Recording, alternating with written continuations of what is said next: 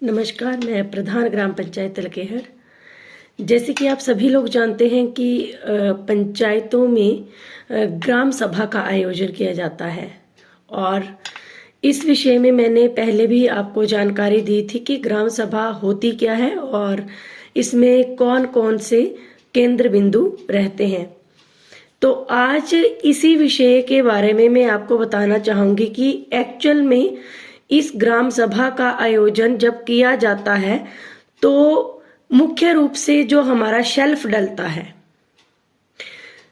उस शेल्फ में किस तरह के कार्यक्रम रहते हैं और उस शेल्फ में किन किन केंद्र बिंदुओं पर आधारित कार्य किया जाता है। तो आज हम उसी विषय में मैं आपको कोशिश करूंगी कि विस्तार पूर्वक जानकारी दे सकूं। मुख्य रूप से मैं आज आपको जीपीडीपी के विषय में जानकारी देना चाहूंगी।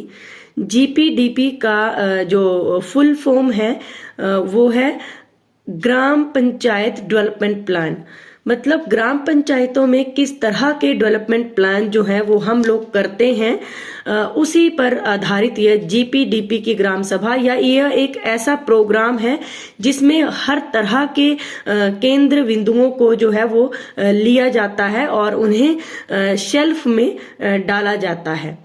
जीपीडीपी के माध्यम से हम हर तरह के जो व्यवहार में या हमारे सोशल एक्टिविटीज हैं या हमारी पर्सनल एक्टिविटीज हैं, किसी भी तरह की एक्टिविटी है, चाहे वो हमारे बच्चों से संबंधित है, महिलाओं से संबंधित है या युवाओं से संबंधित है, उन सभी विषयों को इस पर लिया जाता है।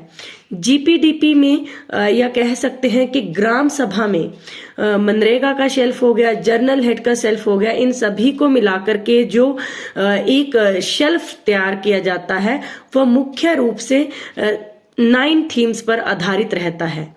अब ये 9 थीम्स कौन सी है, इनके विषय में आपको जानकारी देना चाहूंगी। तो सबसे पहली थीम है गरीबी मुक्त और आजीविका उन्नत गांव। ऐसा गांव जहां पर जो परिवार अगर बीपीएल में है या फिर जो परिवार बीपीएल में नहीं है और उनको जरूरत है उनकी पहचान करना, और या फिर पीडीएस में के प्रणाली के तहत उनका पंजीकरण करना, या फिर आईसीडीएस के माध्यम से किशोरियों को, गर्भवती महिलाओं का और बच्चों का पंजीकरण करवाना। जो युवा बच्चे हैं उनके पास अगर कोई रोजगार नहीं है तो उनको किस तरह से जो है वो महंगाई भत्ता दिलाया जा सकता है, या फिर बैंक में किस तरह की ऋण सुविधाएं हैं, इस विषय में उनको जानकारी देना। तो अगर आसान भाषा में कहें तो ये एक ऐसी थीम है जो लोगों को जागरूक करने के लिए रखी गई है कि लोगों तक, घर घर में लोगों को सरकारी सुविधाओं के विषय में जानकारी मिल सके, या पंचायत में किस तरह के कार्यक्रम का आयोजन किया जाएगा या किस तरह की फैसिलिटीज जो है वो पंचायत के माध्यम से दी जाएंगी। तो ये सभी चीजें जो हैं इसमें रहती हैं। स्वास्थ्य संबंधित जानकारी भी इसके माध्यम से दी जाती है, या प्राथमिकता के आधार पर अगर बात की जाए तो खाना पीना या आवास स्थान किसी का, या पानी, स्वास्थ्य संबंधी जितनी भी हमारी जो भौतिक जो हमारी आवश्यकताएं हैं, मूलभूत आवश्यकताएं जो हैं, उनके विषय में लोगों को जागरूक करना और उनको ये सारी सुविधाएं सरकार के माध्यम से प्रोवाइड करवाना। तो ये थी हमारी पहली थीम। अब जो हमारी दूसरी थीम है उसका नाम है स्वस्थ गांव। जैसे कि नाम से ही क्लियर है कि गांव का स्वस्थ होना। तो गांव स्वस्थ कैसे हो सकता है? जैसे कि कोई गर्भवती महिला है तो उसको हर तरह की स्वास्थ्य सुविधाएं उपलब्ध करवाना, किशोरियों को उनके जो भी दिक्कतें रहती हैं उनके विषय में अवेयर करवाना, इसके साथ ही जल प्रदूषण, वायु प्रदूषण, इनके विषय में लोगों को जानकारी देना, या पंचायत में स्वास्थ्य शिविर करवाना, या फिर जो जितनी भी जो बीमारियां हैं, डेंगू है, मलेरिया है या टीबी है, इस तरह की बीमारियों के विषय में सभी लोगों को जागरूक करना। मतलब अगर कहें तो ये भी एक तरह का प्रोग्राम रहता है जिसमें लोगों को अवेयर किया जाता है। तो इस तरह की थीम को भी जो है हम लोग जो है ग्राम सभा में अपनी शेल्फ में रख सकते हैं। इसमें भी सरकार की तरफ से काफी तरह की सुविधाएं लोगों को दी जाती हैं। अगर हम लोग बात करें कि स्वास्थ्य संबंधित गर्भवती महिलाओं को जागरूक करना, तो सरकार के माध्यम से आशा वर्कर्स नियुक्त की गई हैं, जो कि हर गर्भवती महिला को घर घर जाकर के दवाइयां प्रोवाइड करवाती है, या कोई शिशु जिसका टीकाकरण होना है उस विषय में भी जानकारी दी जाती है। तो ये एक मिला जुला प्रोग्राम रहता है, जिसमें पंचायत की सहयोग के साथ जो स्वास्थ्य कर्मियों का सहयोग भी मिलता है। इसके साथ ही जो स्वस्थ गांव की जो सेकंड थीम है, उसमें हम सभी लोगों को आयुष्मान कार्ड और इसके साथ ही हिम केयर कार्ड के विषय में भी जानकारी दे सकते हैं। और ये सभी जानकारी लोगों को होनी चाहिए, ताकि वो अपने हर तरह की जो स्वास्थ्य संबंधित अगर कोई गरीब परिवार है तो इन सभी योजनाओं का लाभ उठा सके। तो ये थी हमारी सेकंड थीम। नंबर 3 पर जो हमारी थीम है उसका नाम है बाल हितैषी, जिसमें बालकों के हित की बात की जाती है। मतलब कोई भी ऐसा बच्चा ना छूटे जो कि शिक्षा से दूर रहे या उसे शिक्षा ना दी जाए। पोस्को एक्ट की बात आपसे करना चाहूंगी। आप सभी लोग जानते हैं, इस एक्ट के माध्यम से अगर किसी भी बच्चे से अगर यौन उत्पीड़न या पोर्नोग्राफी के विषय संबंधित कोई भी दिक्कत आती है, तो उन्हें इस विषय में जागरूक करना, ताकि वो इन चीजों से दूर रह सके। इसके साथ ही जो नवजात शिशु की जो मृत्यु दर है उसको जो बढ़ावा है उस तरह उसमें कमी लेके आना, या जो बच्चों की तस्करी होती है उस पर रोकथाम।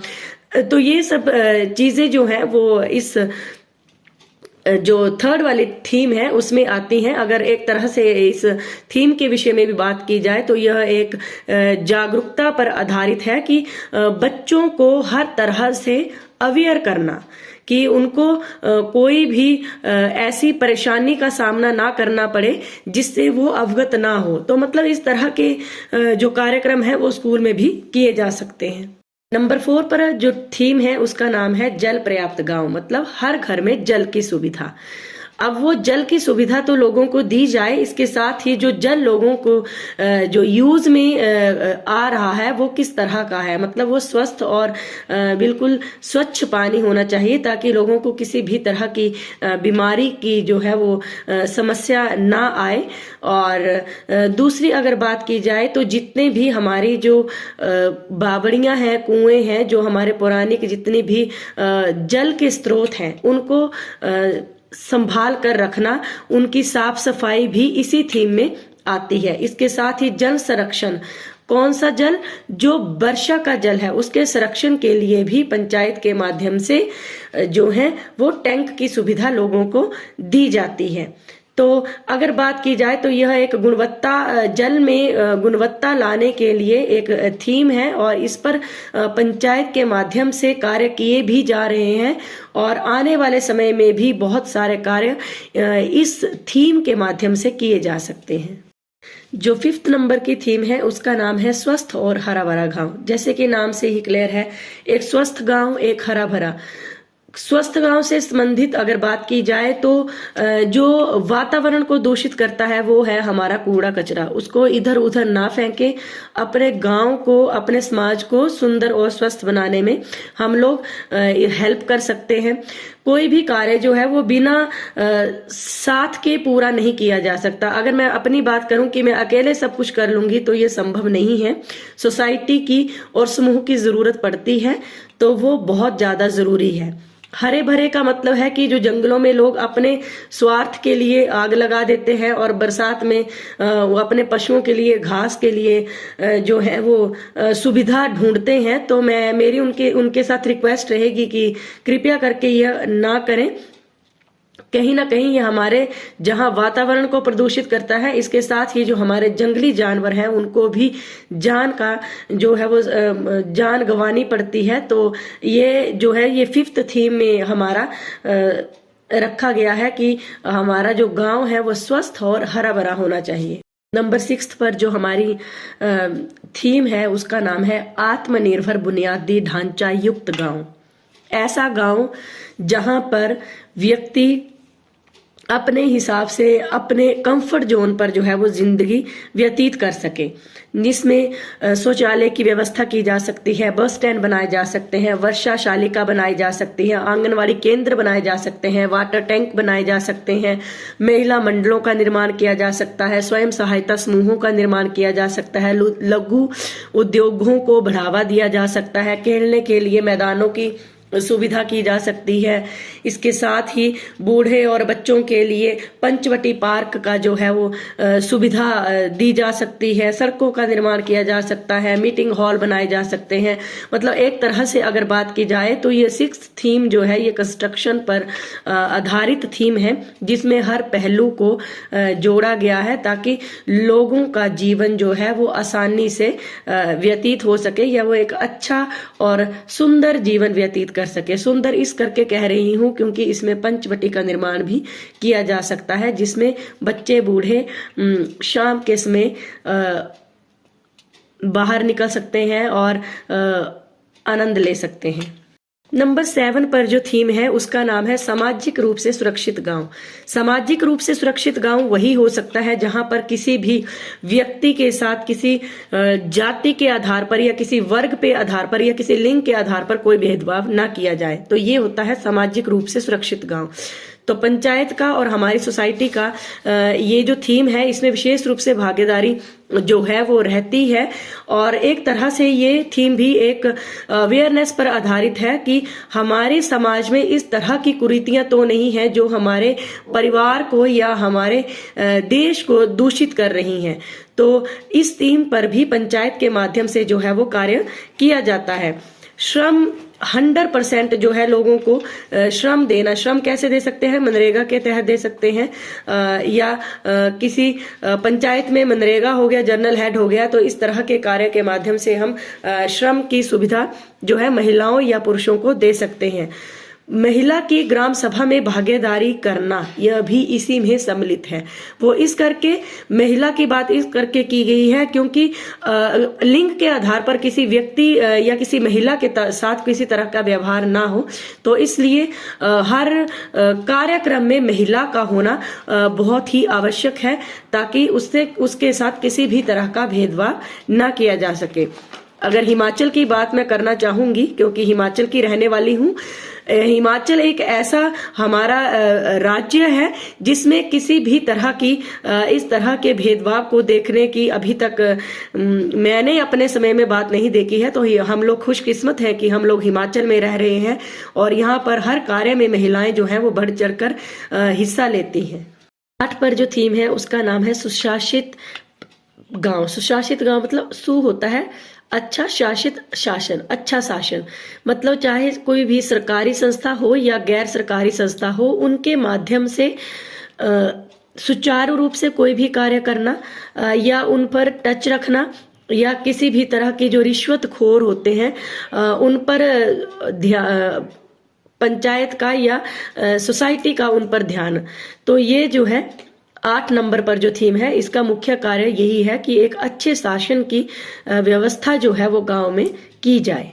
अगर बात की जाए सुशासित गांव की, तो ये एक ऐसी थीम है जो लोगों को अवेयर करने का कार्य करेगी। मतलब एक तरह का अवेयरनेस प्रोग्राम ही है जिसमें लोगों को हर तरह के जो कार्य रहते हैं गैर सरकारी या सरकारी, उनके विषय में सुचारू रूप से और एक सटीक जानकारी लोगों को तक पहुंचाना इस थीम का यही कार्य है।